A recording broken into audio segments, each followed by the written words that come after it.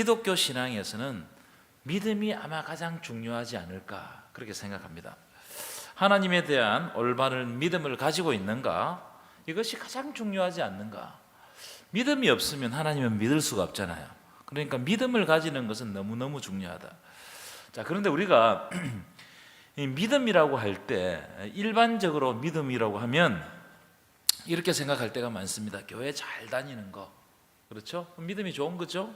교회에서 봉사 잘하는 거, 또 성경을 많이 읽고 열광적으로 찬양하고 뭐 이렇게 하는 거, 이런 것들을 믿음이라고 생각할 때가 있습니다. 물론 그런 것도 믿음이 맞습니다. 믿음 없이는 할 수 없는 거니까요. 믿음이 있어야 하나님 앞에 응답하고 기도하고 섬기고 할 수 있는 것 아니겠습니까? 그런데 오늘 제가 드리는 말씀은 기독교 신앙에서 말하는 믿음의 본질적인 의미가 뭐냐, 이걸 여러분들에게 질문하고 싶어요. 믿음의 본질적인 의미가 뭐냐? 그래서 이 믿음이라는 주제를 가지고 여러분들과 말씀을 나누어 볼까 합니다. 여러분, 믿음은 세 가지 요소로 이루어져 있다고 생각해요. 세 단계라고 해도 되고 세 가지 요소라고 해도 될 것 같은데, 첫 번째, 지식적인 요소가 있습니다. 이 알미죠. 알매 부분입니다. 믿음은 어디에서 난다고요? 들음에서 난다는 거예요. 들음에서. 믿음은 들음에서 난다. 여러분, 복음을 듣지 않으면 믿음을 가질 수가 있어요, 없어요? 그렇잖아요. 그러니까 복음을 듣고 하나님이 누구신지를 알 때 그때부터 믿음이 출발하는 겁니다. 그러니까 지식으로부터 출발하는 믿음이에요. 호세아 4장 6절 보여주실까요? 호세아 4장 6절 우리 한번 한 소리로 읽어보겠습니다. 시작. 내 백성이 지식이 없으므로 망하는도다. 됐습니다. 내 백성이 뭐가 없으므로 망한다고요? 지식이 없어 망한다는 거예요. 하나님이 어떤 분인지를 알지 못하고 하나님이 무엇을 원하시는지 알지 못하니까 자꾸 하나님이 싫어하시는 우상을 섬기고, 그래서 내 백성이 망하게 되었다는 거예요. 하나님에 대해서 잘 몰라서 망한다는 거예요. 그렇기 때문에 하나님에 대한 지식, 하나님이 누구신가에 대한, 그리고 이것을 좀 더 확장하면 하나님의 뜻은 무엇인가, 그리고 하나님이 우리를 어떻게 구원하시며 우리를 어떻게 사랑하시는가, 이런 내용을 알아야 믿음이 출발한다는 거예요. 믿음은 여기에서부터 출발한다는 거예요. 여러분, 이런 것을 알 수 있는 방법이 뭐밖에 없는 줄 아십니까? 말씀밖에 없어요. 말씀. 여러분, 하나님은 말씀을 통해서 자신의 뜻을 알리시고 하나님이 누구신지를 계시하는 거예요. 말씀을 통해서. 그래서 하나님의 말씀에 집중해야 할 줄 믿습니다. 그래야 하나님의 뜻과 계획을 알 수 있는 거예요. 말씀을 통해서 하나님께서 자신의 뜻을 계시하는 거예요. 하나님이 누구신지를 알게 하는 거예요. 그래서 이 말씀 시간이 너무너무 중요하다. 아멘이시죠? 자, 두 번째 믿음은 하나님의 말씀에 대한 동의입니다. 두 번째 보여주시죠. 예, 하나님의 말씀에 대한 동의입니다. 하나님의 뜻에 대한 동의예요. 그래서 하나님의 말씀에 대해서 아멘 하는 것은 너무나 중요합니다. 아멘이십니까? 아멘 하는 건 너무너무 중요하다. 여러분, 말씀을 통해서 주시는 하나님의 뜻에 동의한다는 것은 그 뜻을 따라 행하는 것이 동의죠.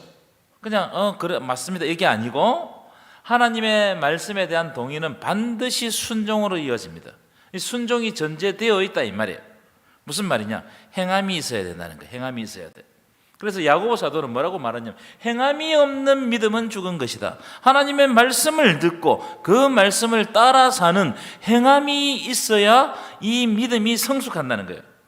제가 지난주에도 주일날 말씀을 드렸는데, 예수님이 38년 된 병자에게 일어나 내 자리를 들고 걸어가라 하실 때 이 38년 된 병자가 곧 일어나 걸어갔다는 거예요.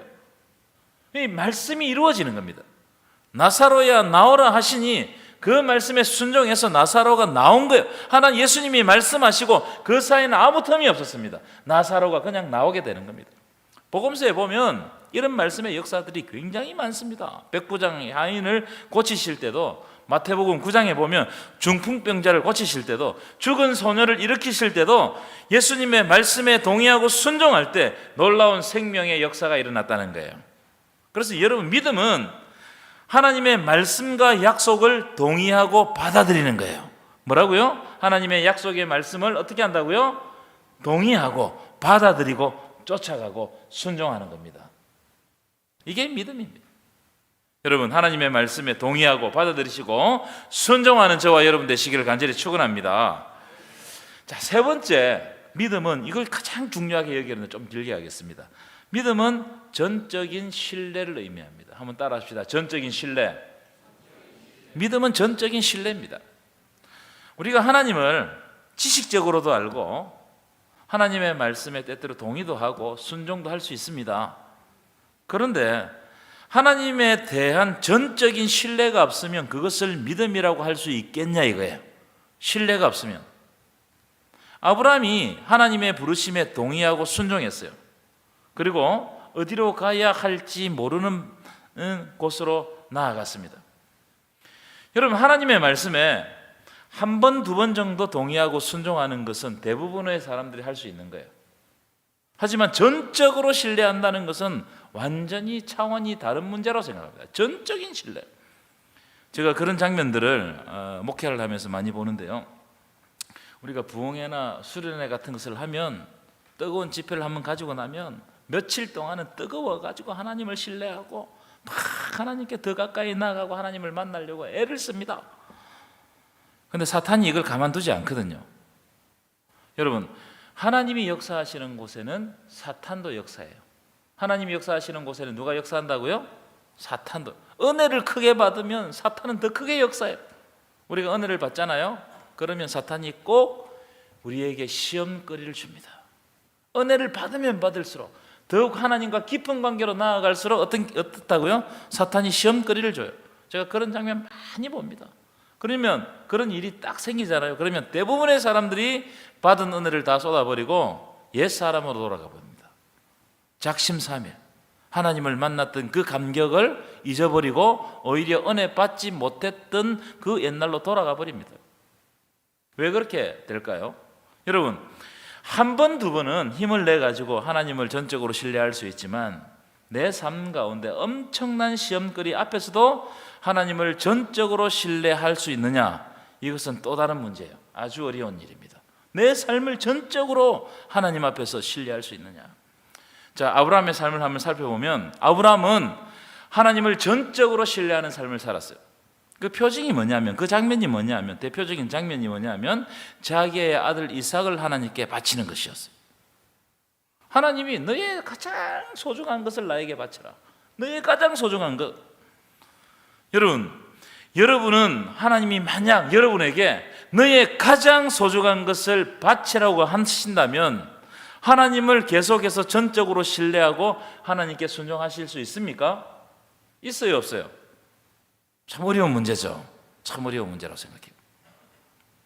여러분이 가지고 있는 가장 소중한 것을 잃어버렸을 때, 그래서 나에게 아무 소망이 없어졌을 때 나는 여전히 하나님을 신뢰하고 있는가?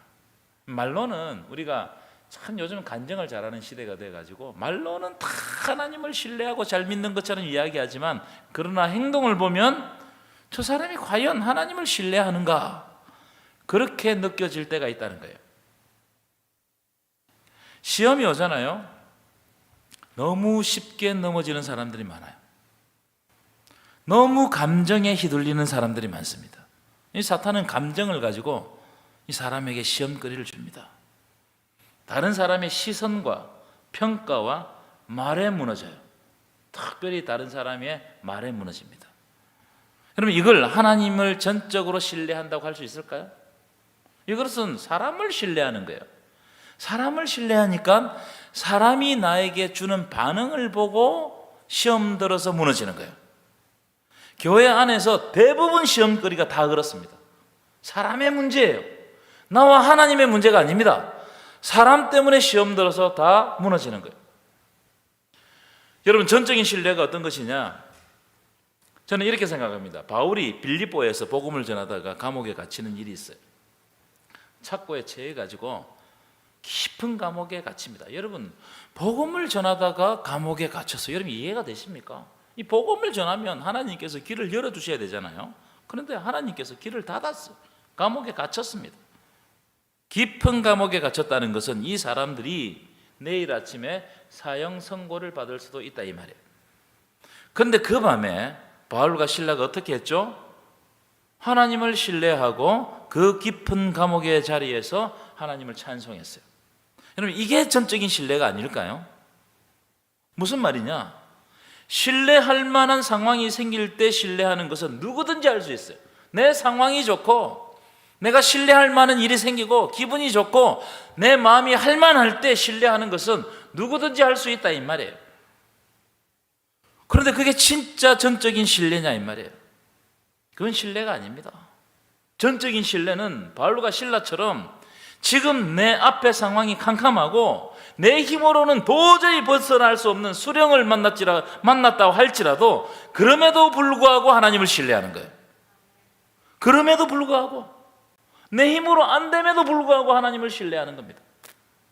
하나님이 아니면 이 상황을 해결해 줄 수 없다는 것을 믿고 하나님이 반드시 내 삶에 간섭하시고 함께 해주신다는 것을 확신하고 지금 있는 자리에서 감사하며 기뻐하는 것이 전적인 신뢰예요. 사도 바울이 그랬어요. 깊은 감옥에 갇혔습니다. 내일 되면 내가 어떻게 될지 몰라요. 그런데 어떻게 했다고요? 그 자리에서 찬송했어요. 그 자리에서 하나님을 만나는 겁니다. 그 자리에서 하나님의 뜻을 구하는 겁니다. 왜냐하면 내가 아무리 걱정해도 안 되는 건 안 되는 겁니다. 여러분 걱정 한번 해보십시오. 걱정한다고 일이 풀리는 줄 아십니까? 아무리 걱정해도 안 되는 건 안 되는 거예요. 그렇기 때문에 그 부분은 하나님께 맡겨놓고 나에게 주어진 일들을 기쁨으로 감당하다 보면 하나님께서 우리의 길을 밝혀가실 줄 믿습니다. 이게 전적인 신뢰입니다. 지금 나에게 어떤 일이 일어나더라도 내가 하나님을 신뢰하는 거예요. 여러분 제발 쉽게 흔들리지 마십시오. 사람의 말에 흔들리지 마십시오. 좋지 않는 상황에 흔들리지 마십시오. 여러분 하나님이 전능하시다는 것을 믿으면 하나님의 때가 되면 반드시 우리의 삶에 좋은 것으로 갚아주실 줄 믿습니다. 이걸 믿고 내 할 일을 하는 것이 전적인 신뢰예요. 내 삶에 여러 가지 복잡한 일들이 많이 일어납니다. 사탄이 그런 일을 줘서도 일어날 때도 있고 내가 여러 가지를 잘못해서 일어날 때도 있습니다. 하지만 그 상황에 흔들리지 않는 거예요. 전적인 신뢰는 복잡한 문제는 하나님께 내어드리고 나는 지금 이 시간에 내가 해야 될 일을 하는 것이 바로 전적인 신뢰예요. 아멘이십니까? 여러분 아브라함을 한번 보십시오. 하나님이 아브라함에게 네 독자를 나에게 바치라. 여러분 이런 명령을 받았으면 여러분 할 수 있겠어요? 정말 쉽지 않는 명령 아니겠습니까? 이 말씀을 듣고 아브라함이 얼마나 고통스러웠겠어요?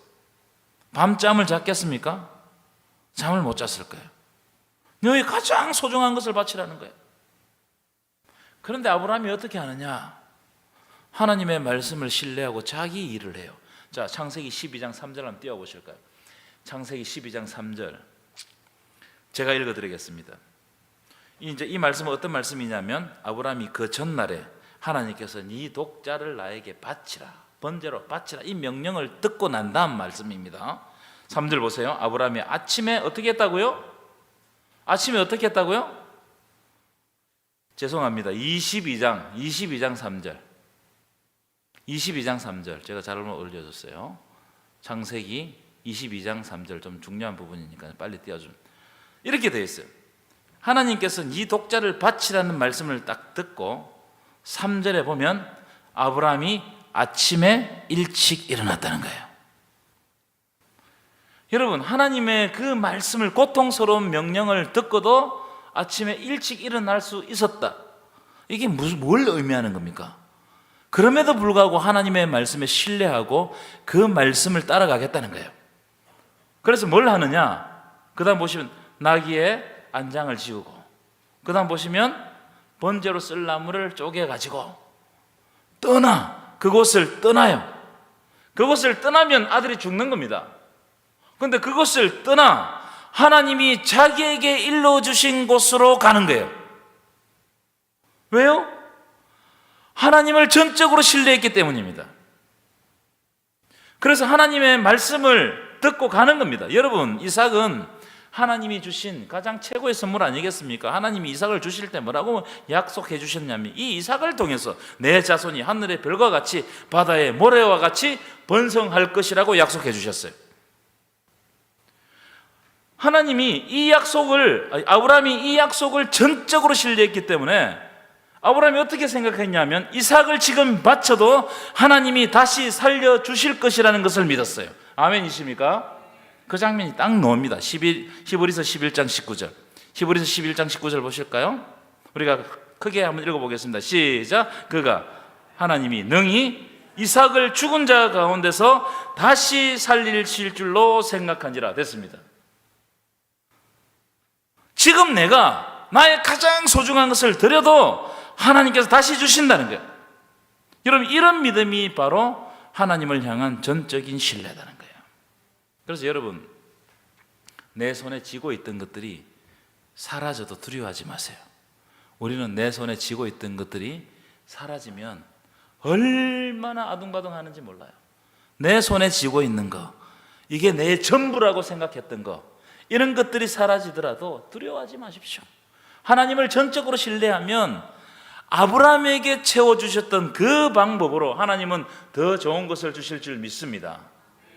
이게 하나님을 전적으로 신뢰하는 우리의 자세예요. 근데 우리가 그게 잘 안 돼요. 하나님을 신뢰한다고 하면서 내 것 가지고 있는 거, 내가 믿었던 거, 내가 의지했던 거, 그 하나만 없어져도 막 난리가 납니다. 퍼지고 절망하고 어떻게 할 줄을 모르고 절망의 늪으로 빠져버리고 혼자 스스로 시험 들고. 왜 그러느냐? 하나님을 신뢰하지 않아서 그래요. 여러분, 이 역사라는 것은 시간이 깁니다. 우리는 여기만 보면 하나님을 신뢰할 수가 없어요. 역사의 처음부터 끝까지를 아시는 하나님께 맡기셔야 돼요. 내가 어떻게 변할지 모릅니다. 요셉 보십시오. 어떻게 변할지 몰라요. 다니엘 보세요. 지금 사자굴에 들어가는 그것만 보고는 어떻게 살 수 있겠습니까? 그런데 처음부터 끝까지를 아신 하나님, 알파와 오메가 되시는 그 하나님을 의지하기 때문에, 그분을 신뢰하기 때문에 사자굴에 들어가는 겁니다.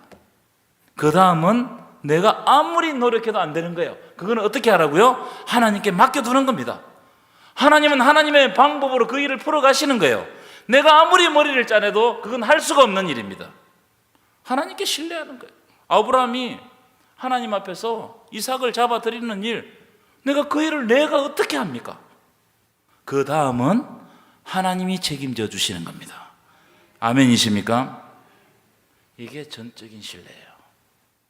제가 여러분들에게 질문하겠습니다. 여러분은 하나님을 향한 전적인 신뢰가 있습니까? 다시 한 번 더. 여러분, 하나님을 향한 전적인 신뢰가 있습니까? 이 전적인 신뢰가 있는지 없는지를 아는 방법은 단 하나입니다. 내가 환난 가운데서도 여전히 하나님을 신뢰하고 있는가? 나에게 내가 이길 수 없는 환난이 닥쳤어요. 그럼에도 불구하고 그때 내가 여전히 그 자리를 지키고 하나님과 깊은 관계를 가지고 하나님께 모든 것을 맡기고 내 할 일을 기쁨으로 하고 있는가? 하나님께 전적으로 맡기는 사람은 기쁨이 있습니다. 아멘이세요? 이쪽 마이크가 잘 안 나와요. 이쪽 마이크가. 왜냐하면 하나님은 전능자 되시기 때문에요. 그래서 나에게 주시는 모든 일들 가운데 내 방법이 아니고 하나님의 방법으로 해가실 것을 믿으면 나는 기쁨이 있습니다. 언젠가는 하나님이 하실 것이기 때문에. 그래서 안 되는 건 자꾸 노력하지 마십시오. 그거 안 됩니다. 하나님의 때가 아니라는 거예요. 다 때가 있습니다. 이루어지는 때가 있다는 거예요. 여러분, 가장 안 되는 게 뭔지 아세요? 자식 문제입니다. 자식 내 마음대로 안 돼요. 그렇지 않습니까? 또 가장 안 되는 게 뭔지 내 문제, 내가 가장 안 돼요. 잘 안 됩니다. 그 부분 하나님께 맡기세요. 그리고 내가 일상 가운데서 내가 해야 될 일들을 묵묵히 한 걸음 한 걸음 해나가면 그 다음부터는 그 질서는 누가 잡아가시느냐? 하나님이 잡아가십니다. 아멘이십니까? 이게 하나님을 전적으로 신뢰하는 거예요. 자, 오늘 우리가 읽었던 본문을 잠시 간단하게 보실 텐데요. 오늘 우리가 읽은 본문도 하나님에 대한 전적인 신뢰를 보여주는 장면이라고 할 수 있어요. 오늘 본문은 라합 이야기죠. 라합. 우리가 너무나 잘 아는 이야기인데, 우리가 잘 아는 것처럼 이 라합이 정탐꾼 2명을 숨겨줍니다. 여러분, 정탐꾼을 숨겨주다가 들키면 어떻게 되겠습니까? 그 가문 자체가 몰살다는 건 사실은 간첩을 이렇게 숨겨주면 들키면 어떻게 되겠어요? 난리 나는 것 아니겠습니까? 그런데도 라합이 위협을 무릅쓰고 정탐꾼을 숨겨주고 그들을 안전하게 돌려보내주는 겁니다. 그 왜 그렇게 했느냐? 제가 오늘 드렸던 3가지 주제에 맞추어서 말씀을 드려요. 첫 번째, 하나님에 대해서 라합이 들었어요. 하나님에 대해서 들었어요. 하나님에 대해서 우리 띄워주셔야 되는데요, 하나님에 대해서 지식적으로 알게 되었다는 거예요. 여러분, 이게 지식을요 너무 우리가 지식적인 믿음, 이게 여러분 아주 낮은 단계의 믿음이라고 생각하면 그렇지 않습니다. 하나님을 알지 못하면 고백할 수가 없어요. 자, 여호수아 2장 9절 10절인데요 9절부터 읽어볼까요? 9절 시작. 말하되 여호와께서 이 땅을 너에게 주신 줄을 내가 내가 뭐라고요? 아노라. 내가 알게 되었다는 거예요. 이 땅은 우리 땅인 줄 아는데 하나님이 너희들에게 주셨다는 걸 내가 알게 되었다는 거예요. 그 다음 읽어볼까요? 시작. 우리가 너희를 심히 두려워하고 이 땅 주민들이 다 너희 앞에서 간담이 농난이. 10절 보겠습니다. 큰 소리를 읽을게요. 시작. 이는 너희가 애굽에서 나올 때에 여호와께서 너희 앞에서 홍해 물을 마르게 하신 일과 너희가 요단 저쪽에 있는 아모리 사람의 2왕 시온과 옥에게 행한 일고 그들을 전멸시킨 일 우리가 들었습니다. 들었다는 거예요. 라합이 하나님에 대해서 들었다는 거예요. 여호와라는 신이 이스라엘 백성들을 인도했는데 그 막강한 제국 애굽에서 인도해냈다는 거예요. 어떤 방법으로? 홍해를 갈라가지고 마른 땅으로 건너가게 하시고 그 바다에 애국 군사들을 다 수장시킨 일을, 그 일을 들은 거예요. 야, 이 신은 뭔가 다르다, 이걸 알게 된 거예요. 뿐만 아니고 아모리 사람의 2왕 시온과 옥을 전멸시켰다는 거예요. 여러분, 시온과 옥은 동쪽에 있는 왕들인데 이 2왕은 아주 강력한 왕이에요. 그런데 아주 손쉽게 그들을 전멸시켜버렸어요. 라합이 하나님에 대해서 알게 된 거예요. 믿음은 어디에서 난다고요? 들음에서 난다는 거예요. 그러니까 여러분, 하나님의 말씀을 듣고 하나님에 대해서 아는 것은 너무너무 중요한 거예요. 믿음은 여기에서부터 출발하는 거예요. 하나님에 대해서 알지 못하면 믿음이 출발할 수가 없어요. 여러분, 오늘 주시는 말씀이 여러분의 마음에 새겨지시기를 간절히 축원합니다. 그래서 두 번째 11절 말씀에 11절 두 번째, 이 라합의 고백이거든요. 라합의 고백. 이 고백, 이 말씀에 대한 반응, 말씀에 대한 동의예요.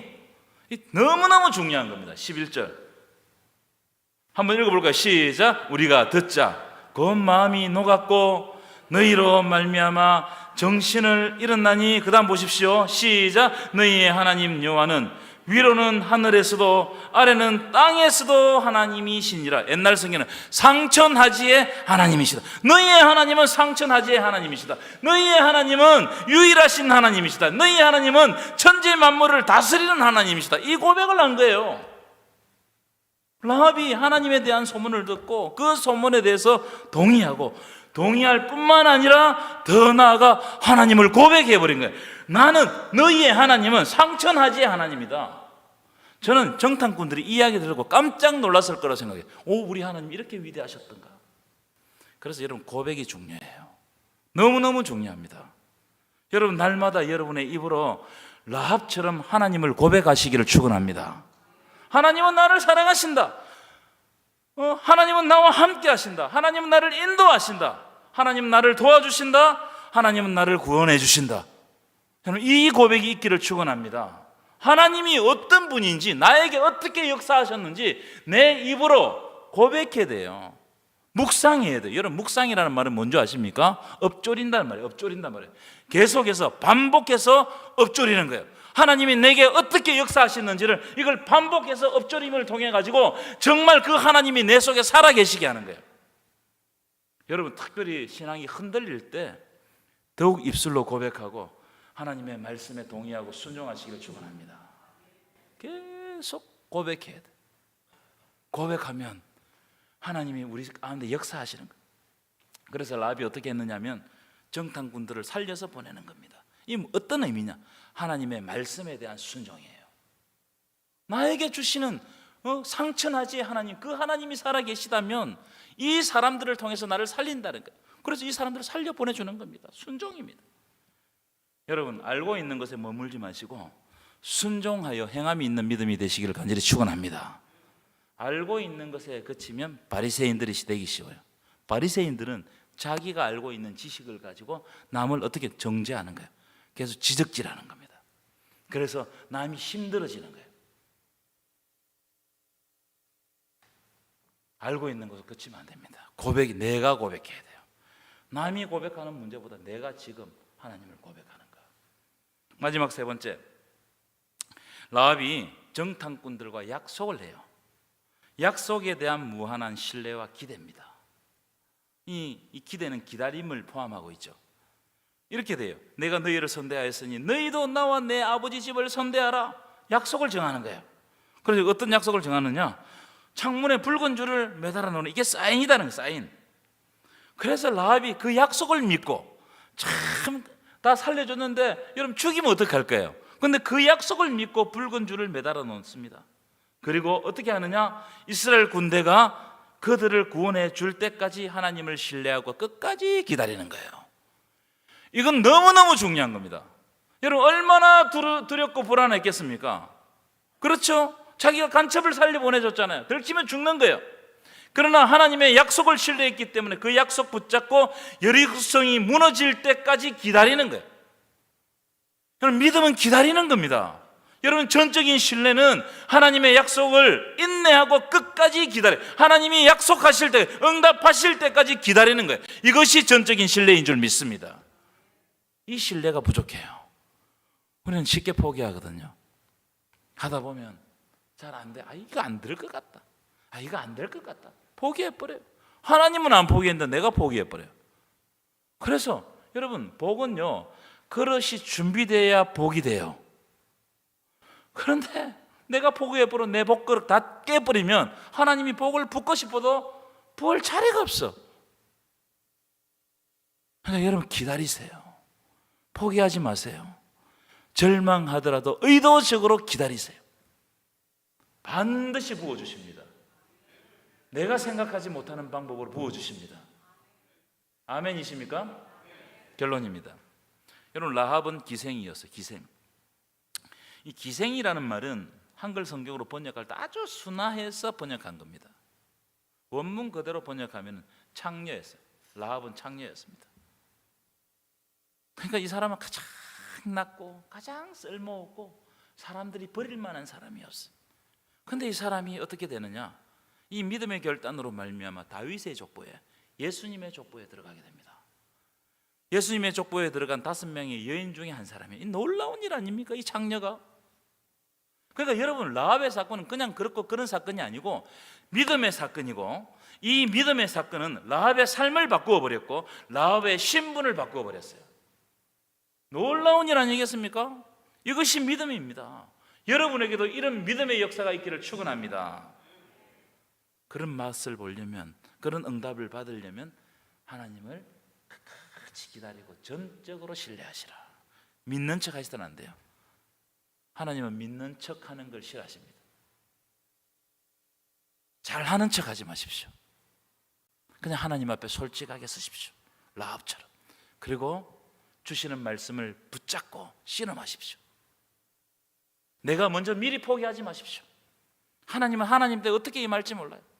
끝까지 인내하면서 붙들어가면 하나님께서 라합을 신분을 바꾸어서 예수님의 족보에 들게 하셨던 것처럼 우리도 그런 영광을 주실 줄 믿습니다.